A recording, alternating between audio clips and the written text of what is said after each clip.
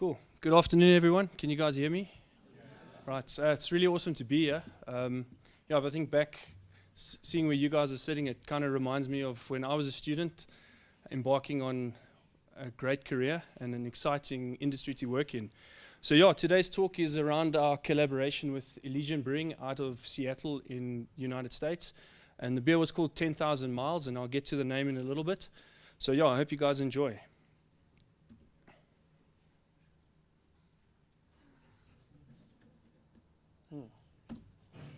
Oh, there we go.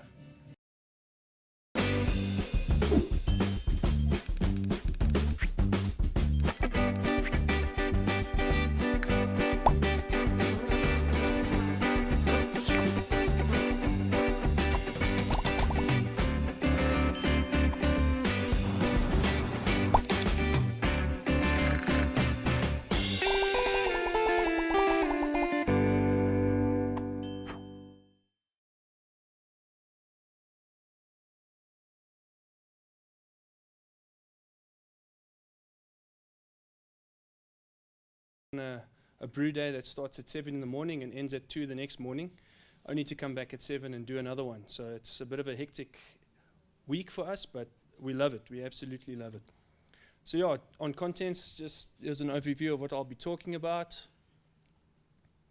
And then I was introduced earlier, so I won't go through my history, but the other person who's really important in this adventure is Marcus Stinson. Unfortunately, he can't be here. He's stuck in America on a hop farm somewhere. But he's Elysian Brewing's one of their first hires. So he's been with the company since 1996. His job is basically to drive around hop fields with a Harley Davidson and pick the best hops while listening to Slayer.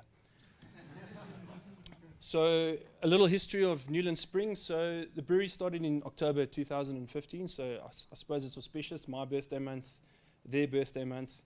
It's situated in the historic Mariendal Brewery. So if you guys ever come to Cape Town and you come for a tour at SAB Newlands, it's really cool to go and see the oldest surviving commercial brewery in Africa.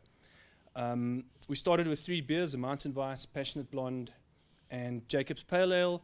And then in 2017, we added the Tribute Lager. And in 2019, we added 2 beers, 10,000 Miles Fresh Hop Ale, and then a Munich Dunkel, which unfortunately, thanks to COVID, we haven't actually brewed since then, but next week we'll be making it. And then we also serve as Africa Zone's research pilot brewery, so typically if there's new products for development, they'll come and do some trial brewing at Newlands Spring. And then the brewery is a 20 hectoliter Caspar Schulz. It's pretty much the best you can buy. We've got 8 tanks, a filter, flash pasteurizer, buffer tank, and keg filler and bottle filler.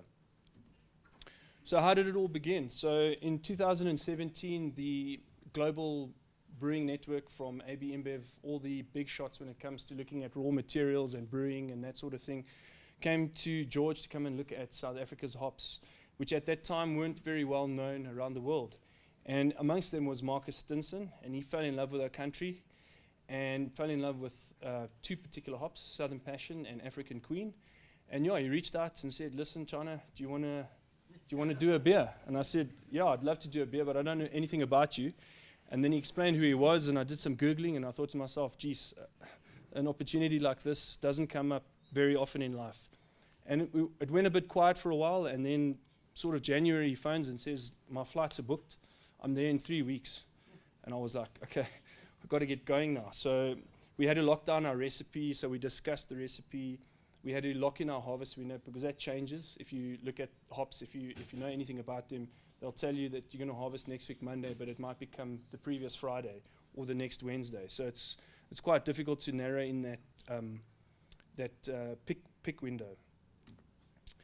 And then I guess the next question is why do a collaboration? So for me, a big thing was around knowledge sharing. So yes, I've worked in the big brewery and now working in the craft brewery, but we are still a little bit behind the world when it comes to craft beer.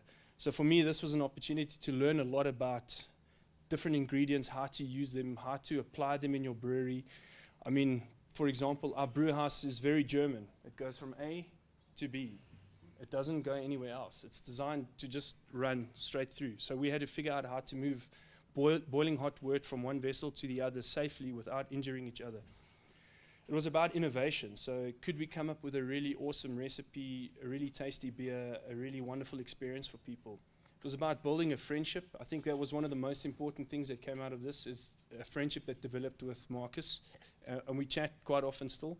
I mean, he hasn't been able to come for the last 2 years because of the pandemic, but we're hoping next year he'll come through. I'm also supposed to go there for the second leg of the brew, which is quite exciting.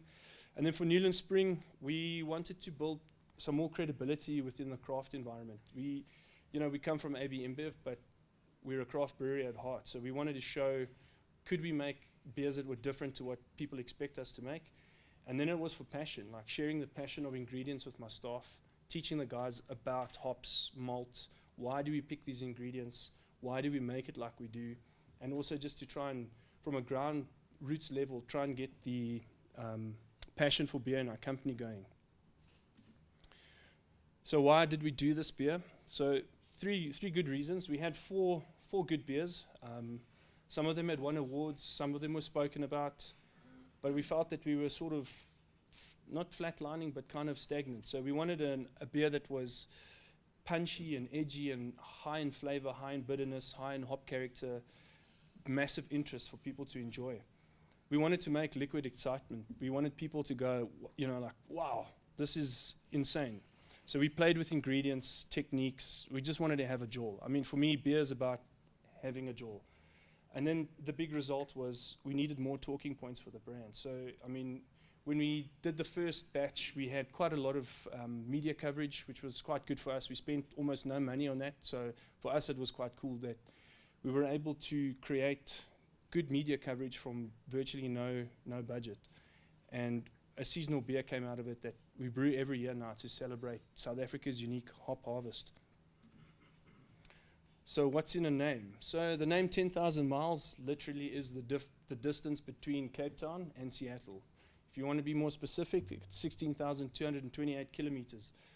And we had about 20 names that we jumped around with, and for some reason between Newlands Spring and Elysian, the name 10,000 miles just seemed to resonate the best with us.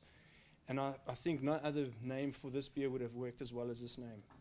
If you look at the label design, I'm not sure if it's clear enough, but we incorporated elements from both breweries. So you've got the green Dana dragonfly, which is the national or the state insect for Washington, and then the Mariendal Brewery, which is on all our Newlands Spring labels. But you'll see the label is black, where our other labels are normally white. So it stands out. If you had to see all our beers in a lineup, you'd see this beer stands out quite a bit. And then there's also quite a story in the name. So every year we make this beer, it feels like we've got to walk 10,000 steps at least, because there's a hell of a lot of challenges. I mean, an example this year, I know I'm in the Free State, this is Toyota country, but we've got a Land Rover, unfortunately, and this thing broke down on the way to pick the hops this year. So I think we were 57 kilometers into our journey, or 400 kilometers, and we couldn't change into the second gear, and we had to limp all the way from Cape Town to George in this Land Rover, which broke down in George. So yeah, there's a couple of challenges for us every year, but the end result is every single time we make this beer, it's got its own reward. So a little bit about the beer. So if you look at it, starting gravity is 1062, so or 15.5 Plato, if that's your preferred terminology. 6.5% alcohol, 70 IBUs, and a color of 18. We designed the beer to be ever progressing. We never want the beer to be the same. So we never use the same hops. We might use different combinations of them, but we try and highlight a different South African hop every year with a different American hop. We picked some really cool malts to try and get this lovely malty marmalade character, which we felt would allow the hops to actually stand on its shoulders and just shout out. So we used Maris Otter, local SAB malt, Munich Light and Dark, and then we use a heritage or landrace barley called Chevalier. It's a very nice malt. It's got a really nice marmalade character. And then some lactose for mouthfeel and perceived sweetness, and a bit of dextrose just to also up the alcohol and dry it out a bit. And then, as mentioned, we collaborate on every aspect of the hop choice.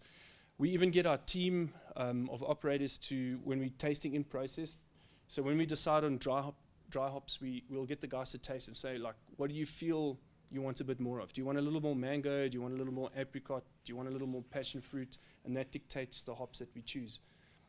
And then, yeah, we've gone a bit bonkers. We literally mash hop, lighter hop, kettle hop, dry hop twice. I mean, there's hops in every single step of this recipe. So the beer's progressed in the 4 years. So this is just to show you. Our first year, we went, I think we went mental. We had 13 varieties of hops, of which 90% came from the first 3. Got a lot of hops from America, and we just moved them all in. And we learned that maybe it's better to sort of tone back a little bit. So you can see we've sort of gone for a 3-hop strategy going forward. But then this last year that's come past 2022, we decided we needed to go bigger. So we went to 4 brews. So we learned a couple of cool tricks.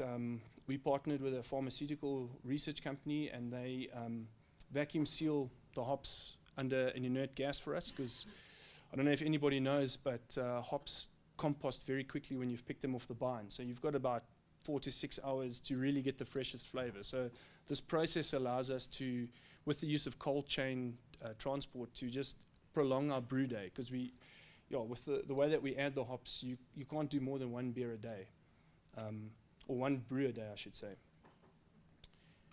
And then, this is just how we did it. So as you can see, the open road in front of us, that's the Land Rover. That's us driving, Stefan, our marketing guy, and myself. So we relied heavily on pies from Peregrine, which is a nice food stall up in near to, Algen, Swellendam area. Delicious pies, drivors. We had to have drivors, kombucha, coffee, whatever, to get us there. As soon as we land, we get to the fields, and we go and pick the hops that we want. We have an idea of what we want, but we go and look at the plants, and we try and select the best that we can possibly get for ourselves.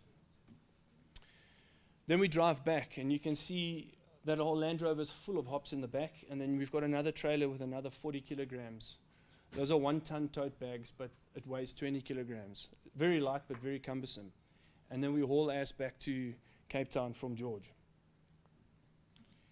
And then, I don't know if you've ever seen 100 kilograms of hops.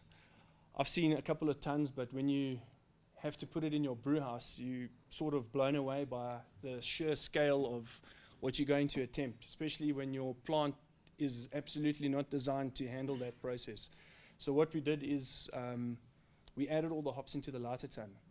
So we would boil the brew and then transfer the brew back to the mash tun, and then transfer it to the lighter tun again, and then just sort of stir it up using the rakes.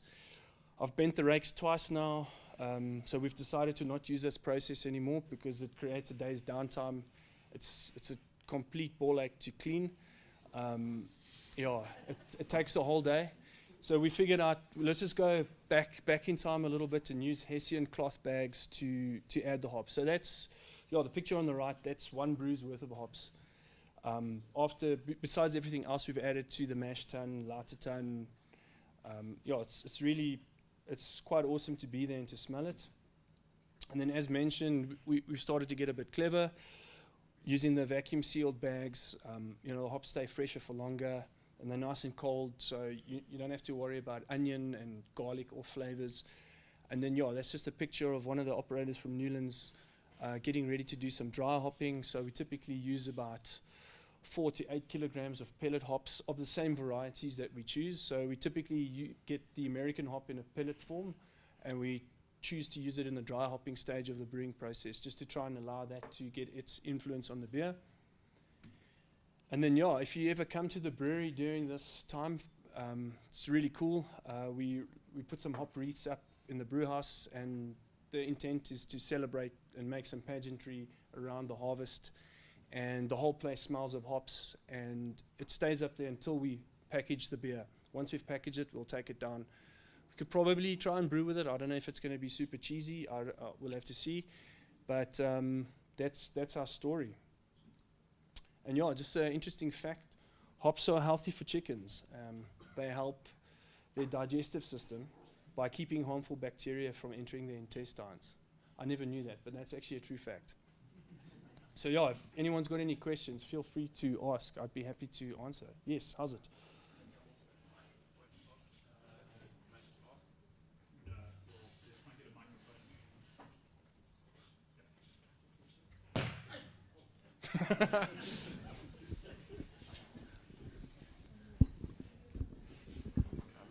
So obviously there's going to be a kind of using whole hops rather than pellet hops. You're going to have a lot of kind of, it's going to be quite an egg to clean afterwards, even in dry hopping. Did you use, I saw you use bags. Did you like bag your dry hops? Or was I just misseeing that? You're correct. We've dry hopped by putting the hops in one tank and transferring the tank onto the other tank, but then we realized it takes forever to settle out. So then we decided to clean it up a bit by using the muslin cloth bag. Okay.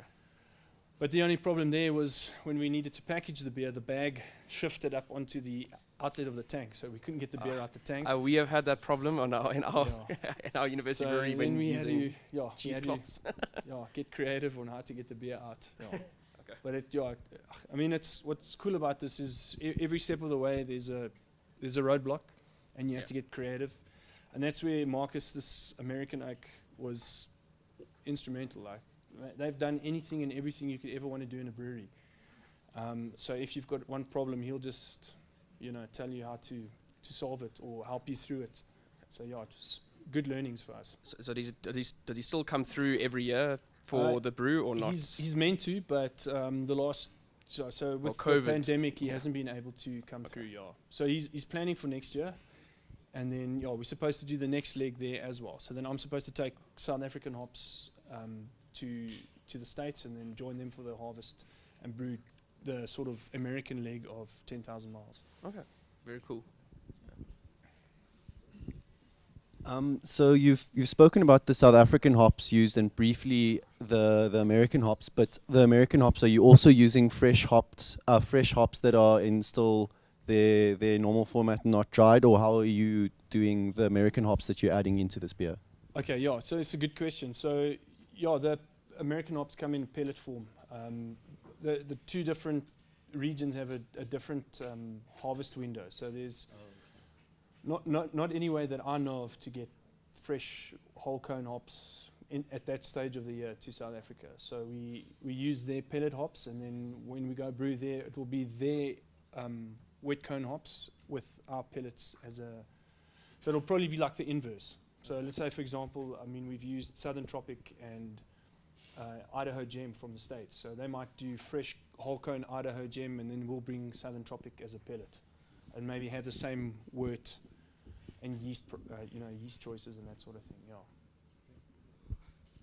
have a question.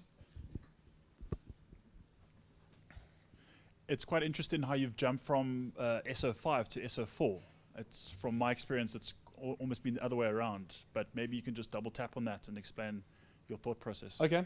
So it's the only recipe I get to really play with. So first thing I thought, like, can we make it a bit different? So I wanted to use SO4 because it's, according to fermenters, it's a great yeast for hop expression. So we wanted to try and get more fruity character out of the hops that we're using at yeast. So I think for next year I might go back to USO5. I might try a different yeast. I know we've got some cool yeast in our yeast bank, which might actually be even better. Just have to propagate them up, which is a whole new challenge for my brewery in its own. But it doesn't always have to be a change in hops. It can be a change in yeast as well. But we were just trying to get more fruitiness out of it. Maybe a little side by side in a smaller 20-liter. Well, I'll come help. How about that? I'll bring my buckets. Go for it. I'm sure SAB won't be. They'll be fine with that. Huh? Guys, any other questions for the birthday boy? There we go. Hi, Warren. So what would you say is your greatest challenge that you've come across working with whole hop cones as opposed to working with pellets? Getting them in and getting them out. It's we don't have a hop back or we don't like a Casper Schultz hop rocket. We don't have any of those fancy technologies. So for us, it's like old school bags and So nothing ever affects the flavor, like getting that vegetal hop We flavor do into your get some beers? of that, but that's kind of expected to get the some vegetal or green flavor. I think that's what makes a wet hop beer interesting. Mm. I mean, we've got some ideas to change things up for next year. Can't really mention it now, but yeah, Okay. you guys will just have to wait for next year. But yeah, it certainly is. Cleaning is rather difficult because our spent grain system doesn't want to handle the hop cones, so we have to climb in and dig them out, and yeah, it's like a whole day's downtime just to clean the vessel. Okay, last question. Can we get this online, or are they only exclusively sold in Cape Town? Your beers? Yeah, you can get it on Take a Lot, but I'm not Okay. sure if they've still got stock. Cool. We did have 10,000 miles on Take a Lot. I mean, you've got some in front of you, so you can try that. I thought you brought it with you. No, you've got, everybody got some. Yeah. I thought it's you who brought it with.